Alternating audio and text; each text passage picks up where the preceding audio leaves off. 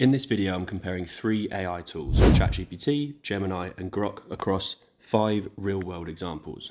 This isn't about hype or picking a winner necessarily, it's about seeing how each tool thinks, what assumption it makes, and ultimately where each one feels most useful in practice. To start, I asked each model to explain compound interest. Now, ChatGPT focuses on clarity and plain English. It explains the idea without jumping straight into formulas, which, in my opinion, makes it quite an approachable model to use. And if you're learning for the first time, then it's definitely a good option.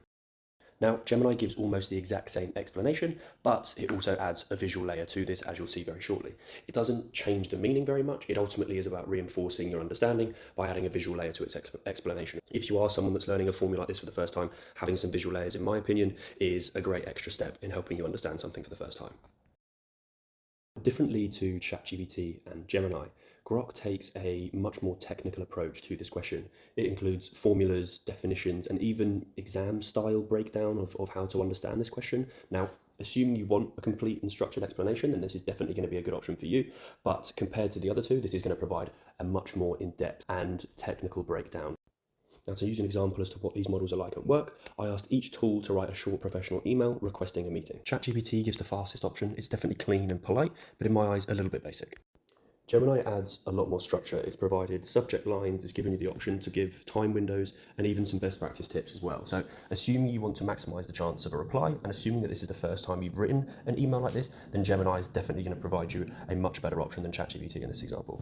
Once again, Grok takes a more formal approach here, setting clearer expectations around time and context of the meeting. It does feel better suited to a more corporate role, which again is not a bad thing. Once again, none of these are wrong, they just reflect different workplace realities.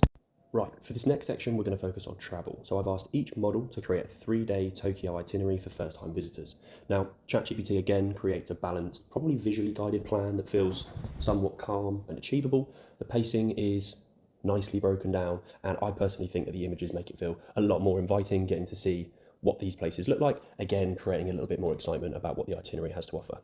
Interestingly, Gemini breaks the itinerary down by district, which in my opinion feels a lot more like how someone would actually plan a trip, rather than there being back and forth. It reduces unnecessary backtracking and definitely makes the day feel a lot more efficient. It has a feel as if someone that's been there before has planned this for you. Once again, Grok's philosophy is very different here. It has a much bigger focus into logistics, giving you some insights on transport, bookings, budgets, even an element of crowd management. It definitely feels like a more operational approach to an itinerary, but again, very much feels like something you could easily execute. I found this section quite interesting in the respect that they all cover similar landmarks, but they definitely plan the trip differently. ChatGPT is a little bit more basic and focuses on balance and experience, whereas Gemini plans by geography to reduce backtracking, and Grok treats it a little bit more like a more important operational plan. Example number 4 is a focus on content creation. So I asked each tool to write a YouTube intro for this exact video. Now again, there's no right or wrong here, and you can very much be the deciders as to whether or not it's giving me a good intro for this video. ChatGPT keeps the intro very short and neutral. Again, if we're assuming that you've never done this for the first time, it's not a very comprehensive breakdown as to what a good YouTube intro looks like. Gemini, on the other hand, treats the intro as a part of a real-life production. It thinks about pacing, visuals, and structure from the very start all the way through to the end, even giving you time prompts to make sure that you smash your intro. Grok, on the other hand, takes a slightly more editorial approach. It spends longer establishing context before the actual comparison begins. Again, it is a very long intro. If I was to use this one, I'd probably still be doing the intro now 4 minutes later, and this video would probably be even more boring than it is already.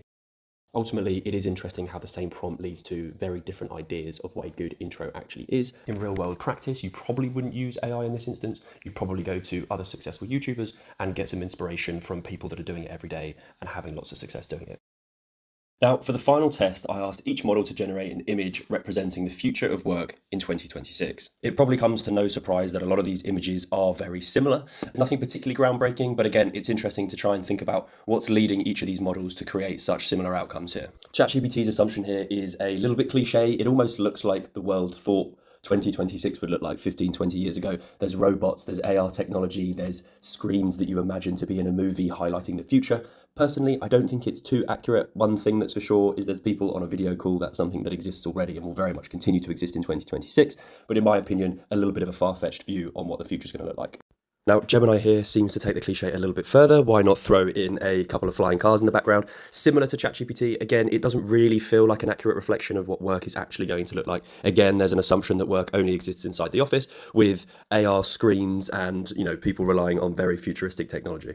Now, finally, with Grok, the thing that stood out immediately was that it asks me to verify my age. Now, Grok has been in the press recently around some of its image generation capabilities, which is why I'm assuming it's asking me that. What's different about this one is it looks probably most like an office that we're all used to today, in that AI seems to be something that people are using alongside their work, as opposed to it being something that's entirely taking over.